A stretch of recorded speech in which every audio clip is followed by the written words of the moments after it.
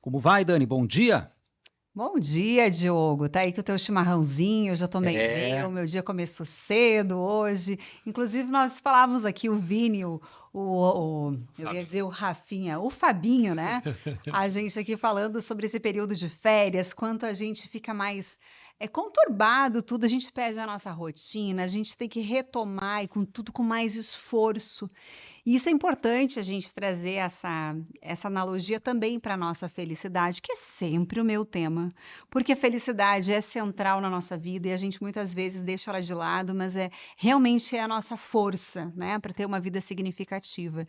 E é esse esforço, né, em viver, esse esforço em fazer uma vida feliz, assim como a gente faz um esforço de retomar as atividades físicas e vem todo dolorido, né? O esforço de fazer um trabalho, fazer novamente as minhas matérias, de deixar ali um excedente, meu planejamento, deixar minha casa em dia, porque as férias nos tiram daquela nossa rotina. E a gente sabe que essa ausência de trabalho, ausência de compromisso também é importante. E hoje eu quero falar sobre o poder da ausência. Justamente sobre isso. É quando há ausência na vida da gente, é que a gente tem possibilidade de construção. Olha, vamos ir devagarinho, assim, para a gente conseguir fazer, deglutir esses conhecimentos, né? Quando a gente está cheio, a gente transborda e a gente repete as coisas. Porque eu já estou cheio. Quando eu tenho um pouco de ausência, eu tenho uma necessidade, essa falta, de preencher essa falta. Porque nós somos seres integrais, a gente quer uma vida inteira. Então, quando eu não estou com dias com muita felicidade, com muita alegria, eu vou querer preencher com alegria. Quando eu não tenho ordem, eu vou querer colocar a ordem. Quando o dia está muito, não tem sol, eu vou querer o sol. Sempre a ausência ou a falta nos faz desejar algo. E esse desejo humano é fundamental para a gente construir. Quando a gente já está com tudo, a gente fica inerte, a gente fica parado, a gente fica sem essa vivacidade de viver. Quando nos falta algo, a gente tem energia, porque a gente precisa de algo. Com a felicidade hoje, eu preciso trazer isso para vocês, porque às vezes a gente tem falta de coisas que os nossos olhos veem, que é falta de uma coisa, de um sapato, mulheres. Ah, a gente sempre precisa de um sapato, a gente sempre precisa de uma roupa, a gente precisa da ordem da casa, a gente precisa. Eu não estou falando necessariamente dessas faltas. Essas faltas a gente encontra nesse mundo que a gente está sempre de olho, comparando com a vida do outro, e aí eu vejo que eu tenho faltas que talvez eu nem precisaria sentir. Mas quando eu faço essa comparação, me parece que falta algo. Mas quando eu falo aqui de felicidade, eu não estou falando só dessas questões materiais, que elas são perenes, que elas se vão. E que as pessoas mais sábias ao final da vida normalmente nos dizem que elas trocariam tudo por um momento, por uma experiência. E grande parte do nosso dia a gente faz para adquirir, para ter. E a nossa conversa aqui é sobre ser. O que nós somos, o que nós estamos fazendo da nossa vida, desses nossos momentos. E aí eu vim trazer novamente, eu gosto muito da teoria, porque ela nos embasa, porque teve muita gente que se debruçou para nos trazer esses conhecimentos ao mundo. E há uma teoria do professor Tal Ben-Shahar, professora Megan McDonald, que são todos norte-americanos, e também a Maria Surroat, que eles dizem que tem 5 faltas que nós não podemos ter para ser feliz. E eu quero trazer esses 5 elementos, porque não, eu não estou falando aqui de coisas materiais novamente. Eu estou falando de coisas que fazem sentido para a nossa vida, de faltas que às vezes a gente não se dá conta que tem, e por vezes, por essa razão, a gente não percebe que a nossa vida tem aquele gás, aquela energia que está valendo a pena viver. Vamos lá, estamos em 28 de janeiro, hoje é 29. 29, Daniele. Nossa senhora, Passou um dia a ganhei um mais. dia, olha só, estava achando que estava dia 28. Então, hoje é 29 de janeiro, né? Ainda a gente está naquele momento que a gente está planejando 2025. Vamos cuidar para esse planejamento não ficar até julho, agosto, setembro, né? Então, esse momento que a gente está aí, talvez de férias ou retomando, ou com a rotina ainda não bem estabelecida, é momento da gente colocar esse assunto felicidade nos nossos planos de vida. Esses autores nos falam o quê? Que existem, para quem está nos acompanhando pelo YouTube, eu vou mostrar a imagem, que imagem sempre nos ajuda a aprender, né? Então, esses são os 5 elementos, as 5 dimensões, para a gente ter uma vida com bem-estar. E a gente chama aqui de bem-estar integral, ou seja, inteiro. Então, quero trazer para vocês lembrarem, olharem, para ver se vocês têm essas faltas, ou se vocês já estão vivendo essa plenitude. O primeiro ponto para ter uma vida feliz é uma vida com S do propósito. Aqui é um acrônimo, SPIRE se chama esse elemento, esse modelo de bem-estar, e cada uma das letras representam, né, um elemento do bem-estar. O S de spiritual, que tem a ver com a vida de propósito. A espiritualidade aqui como algo transcendente à religião, algo bem maior, que faz me perguntar o seguinte: se eu levo uma vida de propósito? Então, olhem para vocês agora e pensam se aquilo que vocês estão fazendo, a falta desse elemento na vida de vocês, ou vocês já estão conseguindo fazer uma construção de uma vida com propósito. A vida com propósito é aquela que eu estou entregando aquilo que eu tenho de mais precioso, aquilo que eu tenho de mais valioso, que é a minha essência. Um comunicador vai entregar a sua habilidade de comunicar, o seu conhecimento, a sua curiosidade em formas de notícias, a sua apuração, a sua inteligência.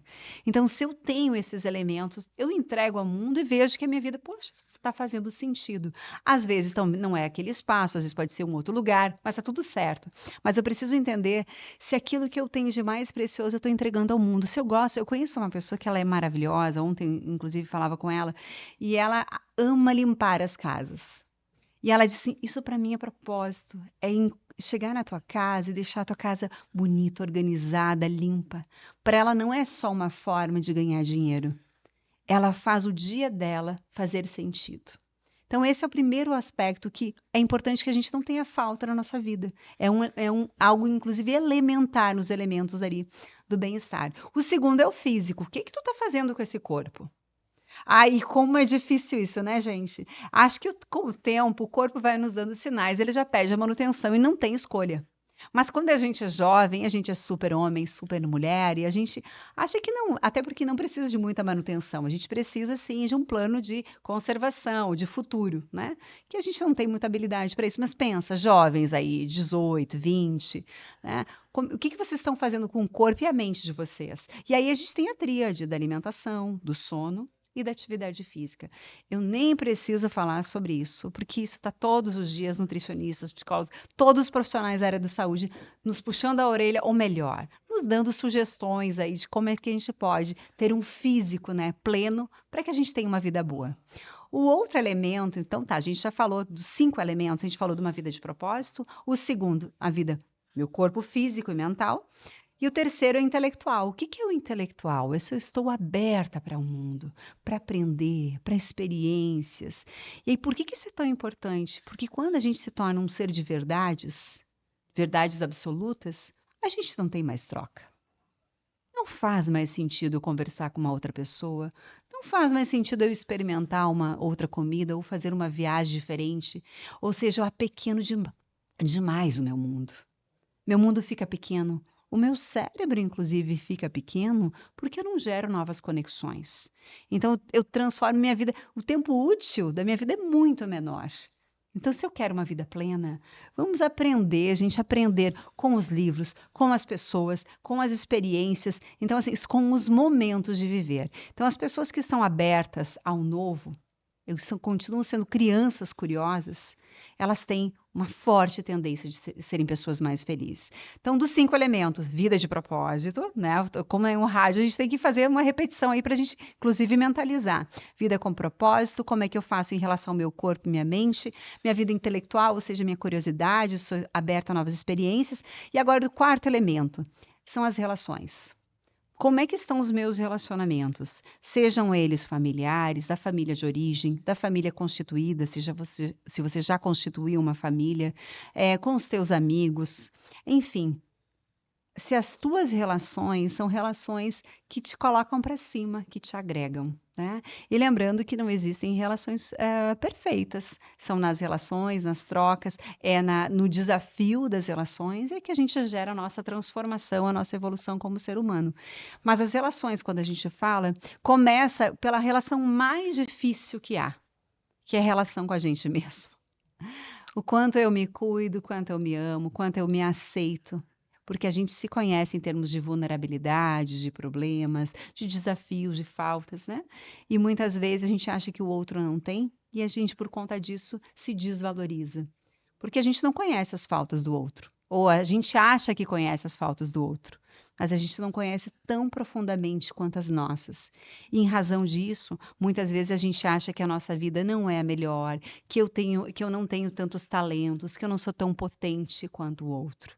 Então, esse trabalho de aceitação, de autocompaixão, de amor próprio é o primeiro trabalho para a gente estabelecer bons relacionamentos, primeiro comigo e depois com o outro.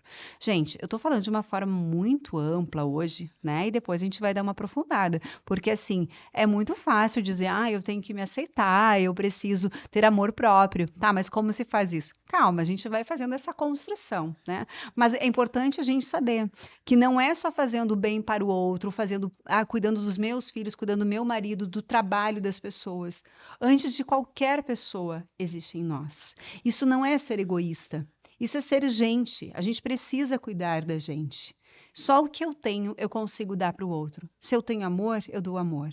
Se eu tenho raiva no meu coração, eu vou dar crítica, eu vou fazer julgamentos. Então, assim, o primeiro olhar é para a gente, é o interno. Então, falamos aqui. Vamos agora para o quinto elemento de bem-estar que não pode faltar para uma vida feliz. Vamos lá, eu estou sendo bem marqueteira agora, não pode faltar para chamar a atenção de vocês.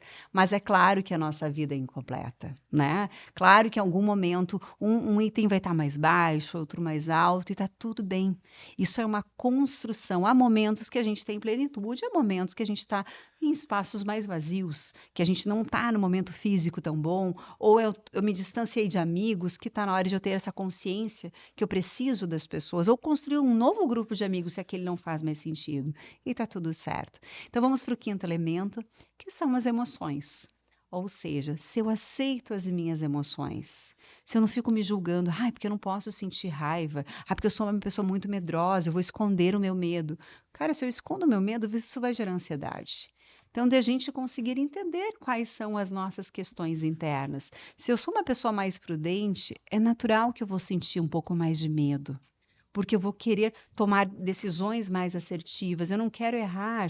Então, tá tudo certo, eu preciso me compreender que eu preciso mais tempo, às vezes, para uma decisão do que uma outra pessoa que é mais colérica, que arrisca mais, que é mais corajoso. Mas eu não sou pior ou melhor que aquela pessoa. Eu tenho essa característica. Essa emoção é mais predominante por alguma razão na minha vida. Né? Então, hoje, ela existe mais.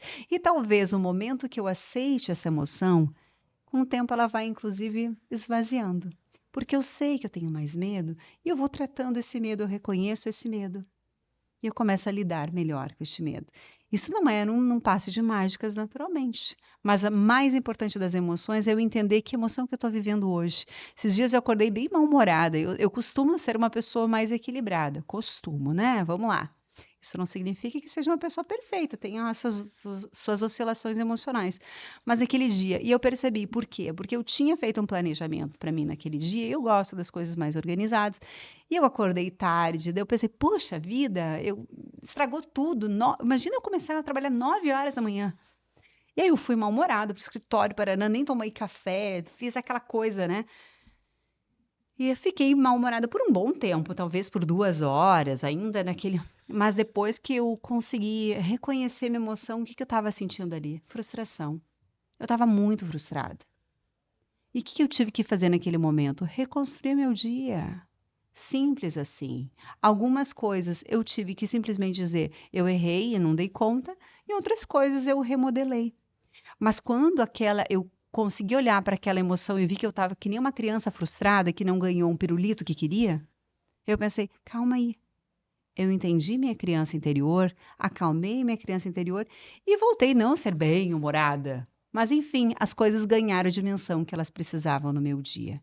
Então, aqui nós estamos falando hoje de 5 faltas que seriam importantes a gente preencher, né? Então, ou seja, seriam questões fundamentais para a nossa vida plena e feliz, que é uma vida de propósito, que é uma vida onde eu tenho o meu físico, com esse cuidado físico, lembrando que físico também é dormir bem, não é só atividade física e comer certinho, mas dormir.